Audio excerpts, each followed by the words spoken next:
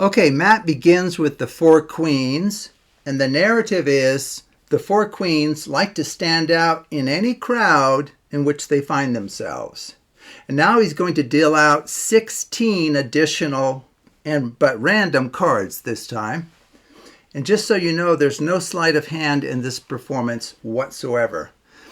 Okay, and now he's going to mix those cards and then fan them out. And then he's going to have the spectator randomly insert the queens into this packet of 16.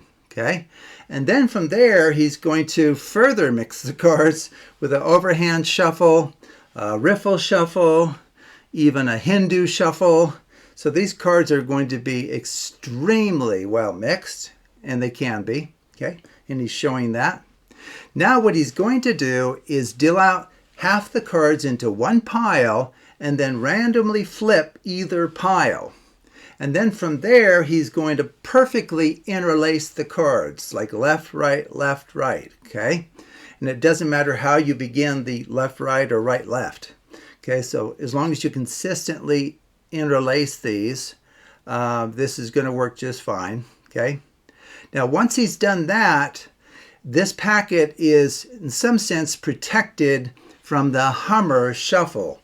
And what's a Hummer shuffle? Well, it's a random cut followed by flipping over any even number of cards. Okay, so you can set down a pair of cards as is or flip it. Set down a pair as is or flip it. It's really your choice. The spectator can say down, flip for any pairs. In fact, you can even do that for sets of 4 or sets of 6, followed by a random cut. Now, all he's going to do is deal out the cards into a 4-hour clock, okay, just like this. And then the piles across from each other can be randomly stacked, okay, in any order. The piles can be set on top of each other or below the other, okay? And so it's decided by the spectator as to where it goes. That's fine. Same thing for the other set of piles. They can be randomly stacked however you would like, or the spectator would like, importantly. And then from here, all we're going to do is we're going to flip over either pile and then just bring those two piles together, okay? Now, unbelievably, the organization of the cards with the queens face up at the beginning has somehow been restored after all of that crazy mixing that we call a Hummer shuffle, okay? And there they are, the four queens standing out from the crowd, just as they always hope to accomplish. So what I thought I would do is just give you a quick overview of what's going on in terms of why this is working.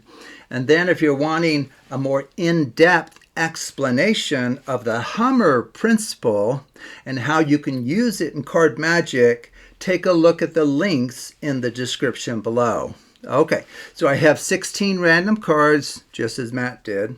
Now these queens can be placed anywhere. They truly can. It doesn't matter where they are. Now the key is the queens right now are facing the opposite way to all of the other 16 cards. Now in the end, we hope to achieve that once again, okay? So we can mix these cards as much as we like, which is amazing actually. So you can just table wash these if you like.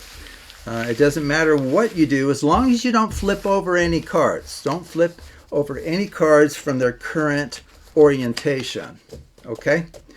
Now, what will, quote, protect these four queens? That's interesting. They ended up as pairs. That's fun. What will end up protecting these four queens to guarantee that they'll be facing the opposite way to the other cards?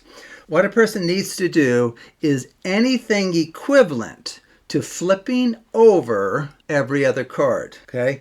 And so what most people would do is you just do a down, flip, down, flip, down, flip, down, flip, okay? So doing this protects those queens from the Hummer shuffle, okay? So the Hummer shuffle is what Matt did, where he set out pairs of cards and you could set them down as is or flip them, okay? So this is a key step in a Hummer routine anything equivalent to doing that? Well, it ends up that what Matt did with dividing the cards in half, he dealt 10 into one pile and 10 into another, and then he flipped one of those, and then he perfectly interlaced them. Well, if you think about it, what he's doing is flipping over every other card. It's going to have a similar or an analogous effect to what we've done to the packet here. Okay, and so what it does is it protects this packet from what's going to come next, which is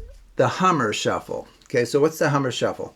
Hummer shuffle is you can randomly cut the packet and then flip over any even number of cards. Okay, so like we can flip those, flip these two. In fact, since it's any even number, you can flip 4. Okay, random cut. Maybe we'll flip 2 this time.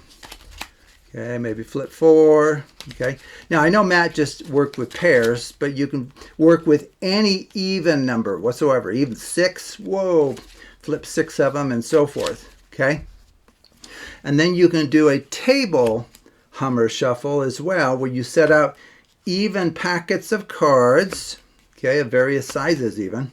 Okay, like this. Some of these are 4, some are 2, and then you can pick up any of these and either flip it over and randomly stack it on top of any of these, or not flip it over. So I could like flip this, set it on top of that one.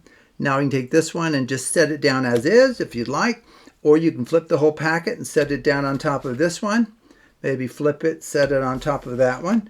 Now maybe we'll just set it down on top, and then this one will flip on top. Those are all Hummer shuffles talked about in the videos below. And then to recover the original state of the cards with the queens facing one way and all of the other cards facing the other way, we just need to do anything that's equivalent to flipping over every other card. I call those parity separation procedures. Okay, so flipping over every other card will restore the queens facing one way and the other cards facing the other.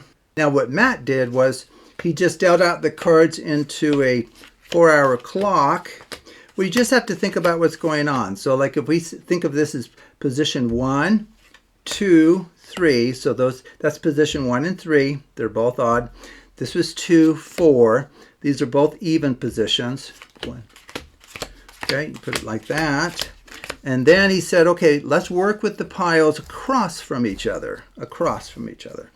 Well, these are odd position cards here. It started as position 1 for the very first card, then 3, then 5, then 7, then 9, and so forth.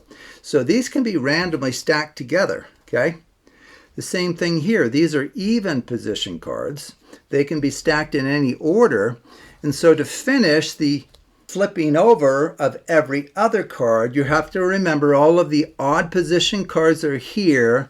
All of the even position cards are here. So if we flip over either one of these, it's going to be equivalent to just doing a down flip throughout the whole packet.